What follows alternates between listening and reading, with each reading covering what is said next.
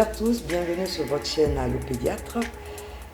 Je vous remercie d'être de plus en plus nombreux à nous suivre. Et aujourd'hui, nous allons aborder une thématique qui me tient à cœur parce qu'on n'en parle pas souvent. Les émotions au moment de l'accouchement. Nous avons bien sûr des émotions juste avant l'accouchement. La jeune maman et tout l'environnement qui vient pour un accouchement est toujours pris d'angoisse. L'angoisse, la crainte, la peur, est-ce que tout va bien se passer? On a été rassuré pendant la grossesse, on a été rassuré par le gynécologue, tout va bien se passer, mais on apprend tellement de choses, on entend tellement de choses. Et surtout pour une nouvelle maman qui n'a jamais accouché, qui ne sait pas comment ça va se passer, qui se lance dans l'inconnu, il y a de l'appréhension, il y a de la peur, il y a de l'angoisse. Dans les pays développés, nous avons une préparation à l'accouchement. Donc nous avons souvent des mamans qui arrivent détendues, elles savent comment ça va se passer, elles savent combien de temps ça peut durer, elles savent qu'elles seront accompagnées, on leur a appris des techniques de respiration, de maîtrise, on leur a expliqué les différentes étapes de l'accouchement. Donc elles sont préparées un petit peu à tout ça. Elles savent qu'elles peuvent faire appel à la péridurale pour les soulager au dernier moment. Elles sont souvent préparées. Il y a tout un staff qui prépare la jeune maman à son futur accouchement. Mais nous, en Afrique, souvent, la jeune maman n'a affaire qu'à son gynécologue. Et elle a affaire à sa maman, les sœurs, tous ces gens qui sont autour. Ah, ça fait mal, ça dure, c'est douloureux. Pour moi, ça s'est passé comme ci, ça s'est passé comme ça. Et nous n'avons pas encore toutes ces préparations à l'accouchement, toutes ces explications. La maman ne sait pas par quoi elle va passer. Elle arrive un peu angoissée. Donc le gynécologue, la sage-femme qui l'accueille, la rassure.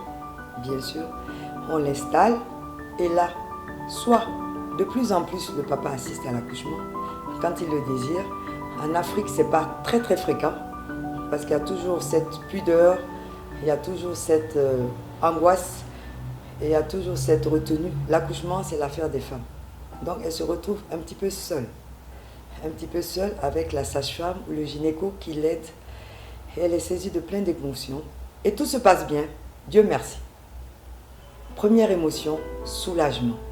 Lorsque la maman entend le cri de son bébé, c'est d'abord un soulagement. Ouf, j'y suis arrivée. J'y suis arrivée avec l'aide de tous ceux qui m'entourent et je suis délivrée. On sent un grand vide. On est soulagé. On est saisi par plein d'émotions. Il y a les hormones qui se mettent en branle. Alors nous avons des mamans qui pleurent tellement qu'elles sont contentes, tellement qu'elles sont soulagées. Tellement aussi qu'elles pleurent parce qu'elles ont eu mal. Et tout de suite après, il y en a qui aiment bien, comme on met l'enfant sur le ventre. Elles sont tout de suite contentes. Il y en a qui n'ont pas envie de voir le bébé. Il y en a qui sont encore tristes. Elles ont mis au monde un enfant. Moi, j'avoue que ma première émotion, lorsque j'ai eu mon premier fils, quand je l'ai vu, le premier sentiment qui m'est venu à l'idée, c'est ce petit être qui n'a pas demandé à naître, il va mourir un jour. C'est bizarre, c'est paradoxal, mais tout de suite, j'ai une grosse appréhension en me disant, cet enfant va mourir un jour. Et nous avons des émotions diverses et variées, la joie, la fierté. On a mis au monde un être humain. On n'est plus une jeune fille, on est devenu une maman. Et ça prend tout son sens lorsqu'on prend, lorsqu'on voit, lorsqu'on entend ce nouveau-né qui vient de naître. Et après la fierté, après le soulagement, la fierté, la joie, vient l'angoisse. Est-ce que je serai une bonne mère pour ce petit? Mille et une questions. Déjà, est-ce que mon enfant est normal? Est-ce qu'il va bien se développer?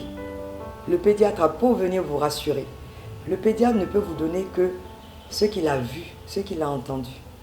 Donc on met souvent dans le carnet de l'enfant « nouveau-né apparemment sain ». Parce qu'on a certains examens qu'on pratique qui nous permettent de dire que ce nouveau-né est sain. Mais malheureusement, il y a parfois des surprises au cours du développement de l'enfant qu'on ne peut pas prédire dès la naissance. Donc malgré que le pédiatre, la sage-femme ou l'infirmier ait rassuré la maman, votre bébé est normal.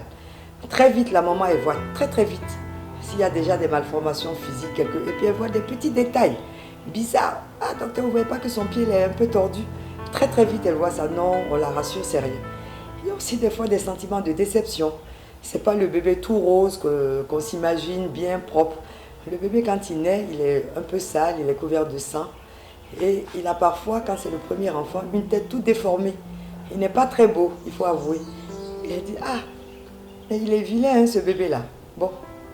Et on lui dit non, mais ça va s'arranger très vite. Et puis on est surpris. On est surpris.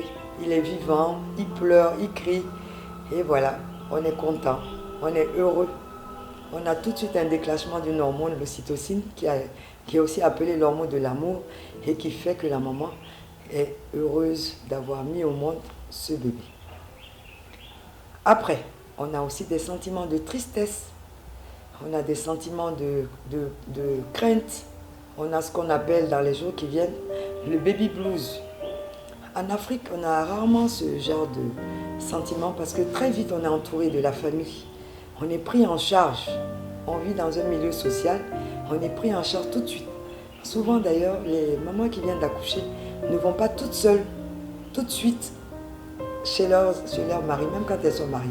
Elles vont en famille, soit chez la belle-mère, soit chez la maman, où là-bas elle est entourée d'affection, elle est entourée d'amour, on lui prodigue des soins, on prodigue des soins au nouveau-né, et elle n'a pas le temps de se laisser aller à ce qu'on appelle beaucoup de baby blues, des pleurs, de la tristesse, de l'angoisse.